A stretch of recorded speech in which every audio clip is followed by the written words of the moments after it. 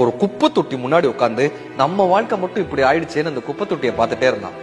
ஒருத்தர் வந்தார், குப்பை தொட்டிலிருந்து அட்டை புட்டிகளை பிறக்கிட்டு போனார். ரெண்டாவது ஒருத்தர் வந்தார், குப்பை தொட்டிலிருந்து பாட்டில்கள் எல்லாம் சேகரிச்சுட்டு போனார். மூணாவதா ஒருத்தர் வந்தார், குப்பை தொட்டிலிருந்து பிளாஸ்டிக் பொருட்கள்லாம் உடைந்த பிளாஸ்டிக் பொருட்களை சேகரிச்சுட்டு போனார். ஒரு நாய் அந்த பக்கமா வந்தது, அங்க இருக்கக்கூடிய எச்சில் இலையிலிருந்து உணவை சாப்பிட்டுட்டு இருந்தது. கொஞ்ச நேரம் கழிச்சு ஒரு பசுமாடு வந்தது, அங்க இருக்கக்கூடிய இலைகளை எல்லாம் சாப்பிட்டுட்டே இருந்தது. இப்ப இவன் யோசிச்சான், ஒரு குப்பை தொட்டியாலேயே இத்தனை பேரை வாழ வைக்க முடிகிறது என்றால் நாம் ஏன் வாழ முடியாதுன்னு அந்த தற்கொலை எண்ணத்தை அந்த குப்பை தொட்டியிலேயே தூக்கி எறிந்து விட்டு தன் வாழ்க்கையை நோக்கி நடக்க தொடங்கினார்.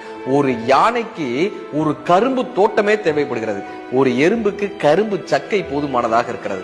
கரும்பு சக்கை கிடைக்கும் போது எறும்பாக இருப்போம், கரும்பு தோட்டம் கிடைக்கும் போது யானையாக மாறிக்கொள்வோம். வாழ்க்கை இனிமைதான்.